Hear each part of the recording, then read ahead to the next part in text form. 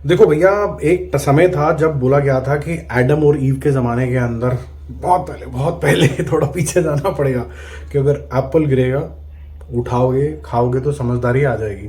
तो लोग जो जानवरों की तरह नंगे घूमते रहते थे, उसकी जगह आप कपड़े पहन के घूमने लग जाओगे।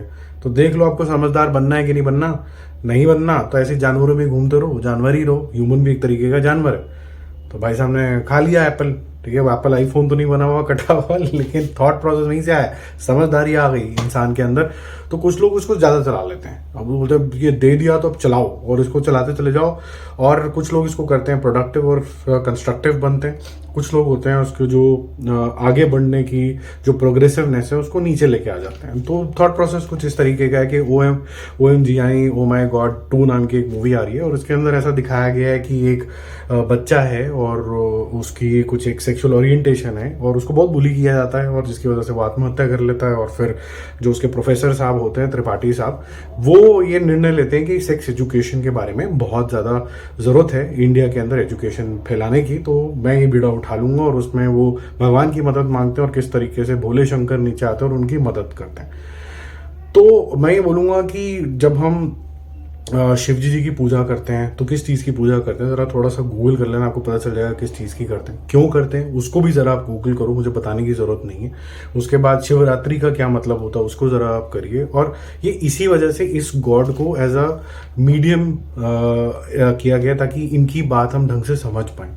ऑल ह्यूमंस आर इक्वल, और सेक्स एजुकेशन का मतलब ये नहीं होता कि आपको सेक्स करना सिखा रहे हैं। तो जो अनपढ़ लोग हैं बेचारे, चैनल भी खोल लिया है, किसी ने पत्रिका खोल दी है, आता जाता कुछ है नहीं, यहाँ से ऑफ है कुछ कर सकते ही नहीं। उनके रोड़े बहुत सारे हैं, एक नहीं है।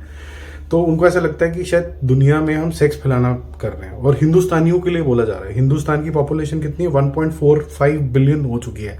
हम चाइना को भी पीछे छोड़ चुके हैं, उनसे आधा लैंड, लेकिन उससे ऑलमोस्ट उससे जैसे जितने लोग कर रहे हैं, लेकिन हम सिखाने की कोशिश कर रहे हैं। हमें आता नहीं है, हम बहुत नूने बच्चे हैं। तो पॉइंट ये है कि जब आपके पास इतने सारे लोग होते हैं, अलग अलग दिशाओं से आते हैं, अलग अलग बैकग्राउंड से आते हैं, एक राइट तरीके का पर्सपेक्टिव देना जरूरी होता है। मैंने शब्द यूज किया पर्सपेक्टिव। और पर्सपेक्टिव को आप इम्बाइब करना चाहते हैं, कर लीजिए। थूकना चाहते हैं, बाहर फेंकना चाहते हैं, कर दीजिए।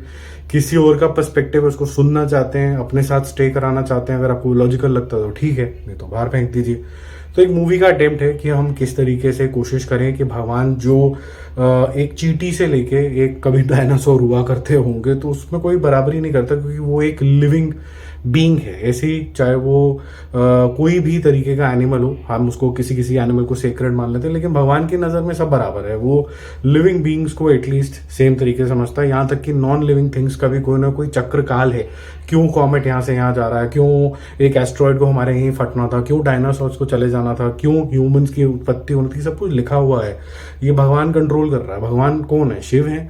भगवान कौन है? राम है, शायद है, या शायद एक शक्ति है, एक सिर्फ जिसे कहते हैं ना कण, जिसे वो रोशनी बोलते हैं, जिसको बोलते हैं अगर आप ध्यान करो, बहुत लीन हो जाओ, बहुत कंसंट्रेशन करो, तो आपको क्या दिखता है? भगवान से ज्यादा आपको एक रोशनी दिखती है। और जितने भी अच्छे गुरु हैं वो भी उनको थोड़ा बहुत भी सुन लो तो वही बोलते हैं कि अगर आपको वो रोशनी का आभास हो रहा है तो इसका मतलब आपको एक शायद आप उनसे कुछ एक कनेक्शन बिठा पा रहे हो।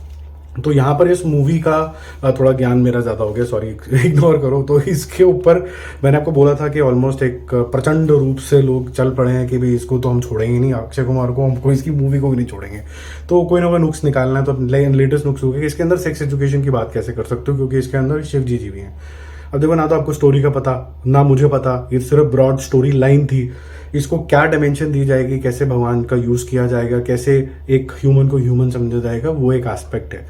तो आप बिना सोचे समझे आपने तलवारें निकाल ली। फिर रोड़े साहब आ गए, और रोड़े जूनियर सीनियर भी आ गए, उन्होंने भी कुछ ना कुछ पिंग पोंग करना शुरू कर दिया। वो करते चले जा रहे हैं, करते चले जा रहे हैं। बट सेंसिबल चीज़ एक अच्छी हुई है इसके अंदर कि उन्होंने बोला कि यार ये मूवी अभी देखो ट्रेलर भी नहीं आया, तो आप एक काम करो, मूवी को उठाओ और सेंसर बोर्ड में भेज दो, लेट देम इवैल्यूएट, देख लो भैया क्या है इसके अंदर, कुछ ऑब्जेक्शन है बोले तो अभी कैंचियां चला दो भैया, फिर बाद में कलेश हो जाता है। अब ये भेजना भी नेगेटिव कॉन्टेम्पलेशन इसकी निकाल ली लोगों ने कि भाई देखो इसके अंदर था, कुछ तो था, दया देखो, मैं कह रहा था कुछ है इसके अंदर, कुछ तो काला है इसके अंदर, तो इसीलिए भेजा, इसलिए तो हम देखेंगे ही नहीं इसको, मत देखो भैया लेकिन एक होता है नहीं देखना है मेरी चॉइस है, और एक होता है गंदगी उगलना। तो वही होता है, जो प्रोग्रेसिव लोग होते हैं वो बोलते हैं यार अमिताभ बच्चन का कद इतना ऊंचा है, वो 7 फिल्में फेल देता था, मुझे और मेहनत करनी चाहिए, वैसा पहुंचना है, मुझे वैसा एक्टर बनना है, मेहनत करो मेहनत करो मेहनत करो। दूसरे से लोग होते हैं कंगना रनौत जैसे, अरे वो ऊपर चला गया, मैं तो जा नहीं पा रही, तो चलो उसको खींच दो नीचे, उसको मेरे लेवल पे लेके आ जाओ।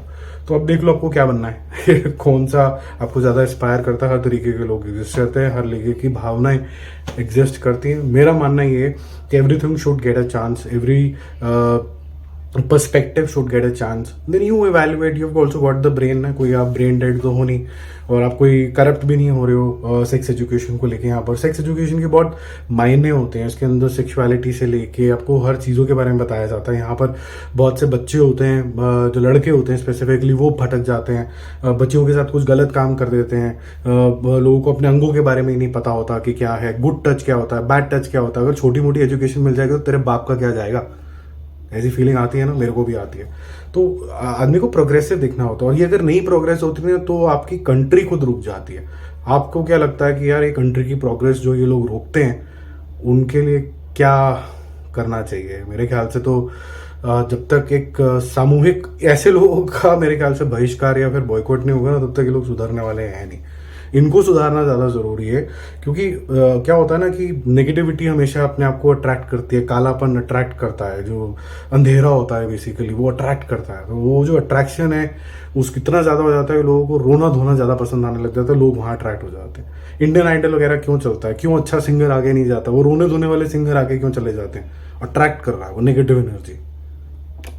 सोचो इसके बारे में।